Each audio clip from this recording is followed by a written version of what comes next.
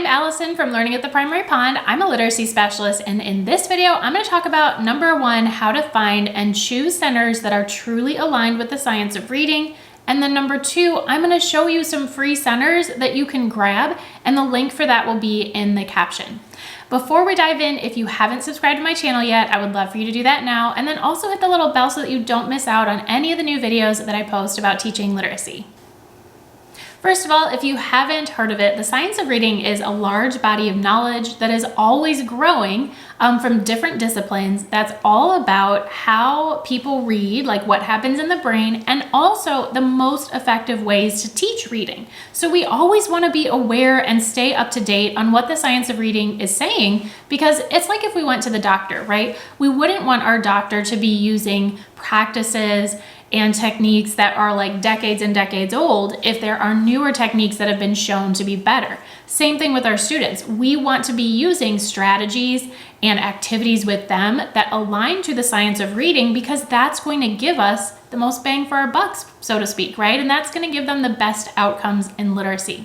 So thinking about what we're doing throughout the entire school day, including when we're having our students practice skills independently, like in literacy centers, is super important. And sometimes it can be hard to find centers that are truly aligned to the science of reading and also easy for students to do independently, because that's the tricky thing, right? We need a high quality activity, or many activities rather, especially if we're in the primary grades. And we also want our kids to be able to do them on their own so that we can pull small groups. Now, if you've ever struggled to find science of reading aligned centers that were also engaging and kept kids on task, let me know in the comments. Just type centers. I'm going to show you some examples and talk about how you can get those free centers in a moment. But first, I want to go through some questions that you will want to ask yourself whenever you are thinking about, okay, should I use this particular activity as a center? So number one is, have students reach a level of independence with this skill so that they can truly practice on their own. They should not be struggling with a skill. They should not be just learning a skill. They should not have a lot of issues practicing a skill. They need to be independent with it. And so that might sound funny, like, oh my gosh, well, why would they be practicing if they're already independent? Well, one of the principles of the science of reading, and really just the science of learning in general, is this principle of overlearning.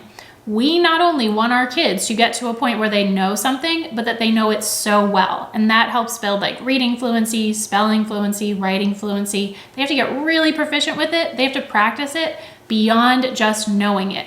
And that's where centers can come into play, right? That's where they can be really handy. We just need to be careful and make sure that our students can practice a skill with a high level of independence before we assign an activity with that skill as a center.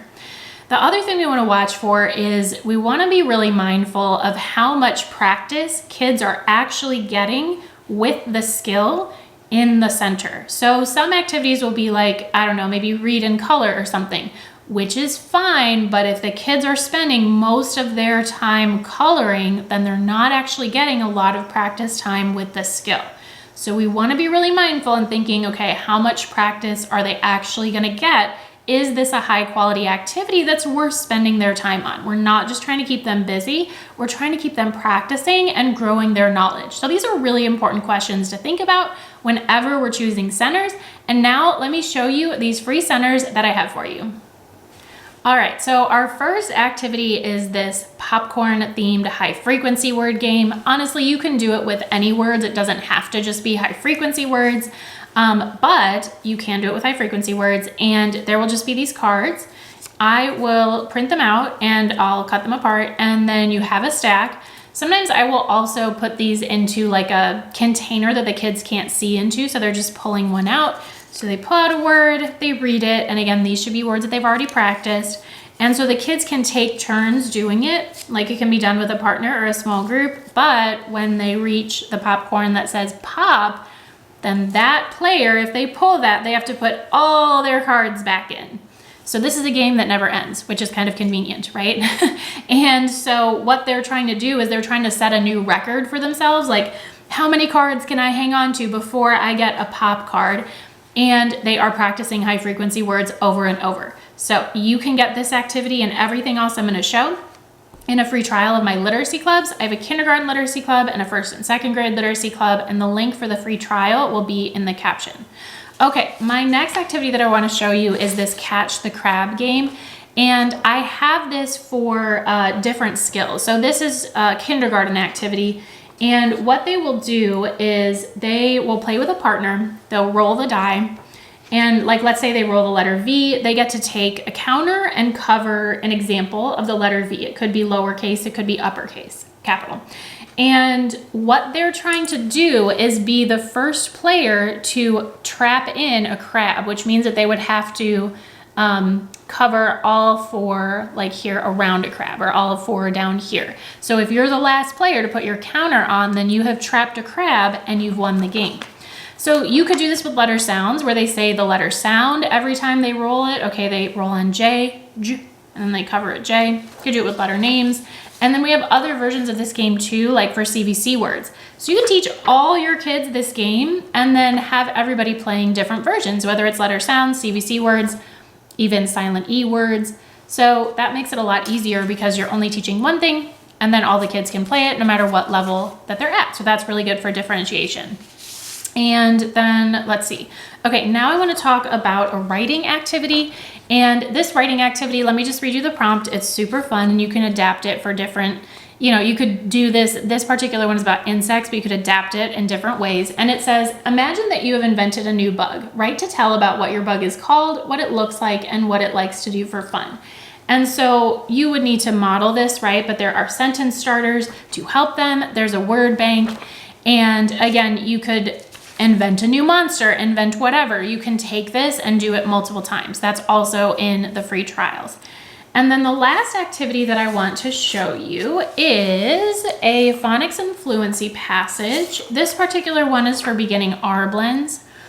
And in this passage, they do a little warm up. You could actually do this in small group and then they do it on their own. They do a little warm up by reading words with R blends. Then they read the text.